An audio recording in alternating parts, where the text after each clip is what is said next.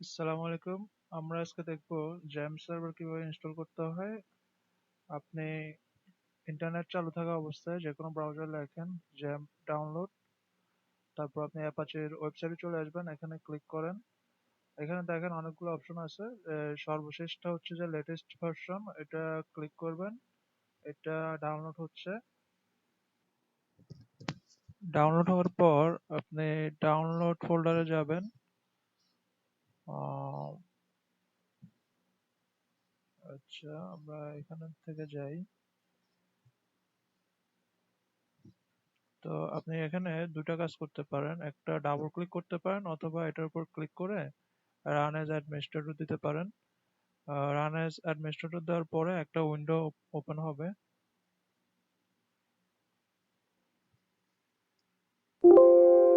তো একটা ওয়ার্নিং আসতে পারে, এটা সমস্যা না, এটা ওকে দিবেন। ওকে দেওয়ার পরে আপনাদের এই সেটআপ উইজারটা আসবে, নেক্সট দিবেন। এখান থেকে আপনি চাইলে সবগুলো ইনস্টল করতে পারেন, অথবা আপনি যদি কোনোটা বাদ দিতে চান তাহলে টিক চিহ্নটা তুলে দিবেন। যেমন ধরেন আমি এটা তুলে দিলাম, তারপর নেক্সট দিবেন। আপনি চাইলে সি ড্রাইভে ইনস্টল করতে পারেন। সি ড্রাইভ ছাড়া অন্য ড্রাইভে ইনস্টল করতে হলে আপনাকে প্রথমে এই যে নামে XAMPP এই জ্যাম ফোল্ডারটা তৈরি করে ওই ফোল্ডারের লোকেশন দেখাইতে হবে। আর যদি শুধু সি ড্রাইভে আপনি বাই ডিফল্ট রাখতে চান তাহলে কিছু করতে হবে না, নেক্সট দিবেন। নেক্সট, তারপরে আবার নেক্সট। এরপর এটা ইনস্টল হওয়া শুরু হবে।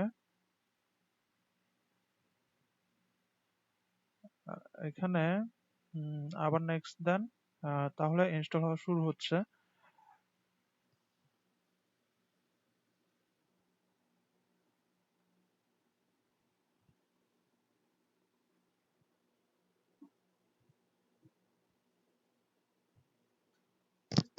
আচ্ছা, তারপর এখানে একটা চেকবক্স আসতে পারে, do you want to start the control panel now. এটা চেক করা থাকলে সমস্যা নেই, ফিনিশ দিবেন। ফিনিশ দেওয়ার পরে একটা প্যানেল আসবে। তো এখানে আপনি স্টার্ট দিবেন, Apache server MySQL database start দিবেন। স্টার্ট দিলে চালু হয়ে যাবে আপনাদের এই জ্যাম সার্ভারটা। জ্যাম ইনস্টল হয়েছে কিনা এটা বোঝার জন্য তারপর ব্রাউজারে আসবেন, এখানে লিখবেন লোকাল হোস্ট। লোকাল হোস্ট দেওয়ার পরে এন্টার দিবেন। এন্টার দেওয়ার পরে এরকম একটা পেজ আসবে। আচ্ছা, ব্রাউজারটা আমরা ক্লোজ করে নিলাম। লোকাল হোস্ট লিখবেন, লোকাল হোস্ট লেখার পরে এই পেজটা আসবে। এই পেজটা আসলে আপনার জ্যাম্প ইনস্টল হয়েছে। এখানে আরেকটা কাজ করা যায়।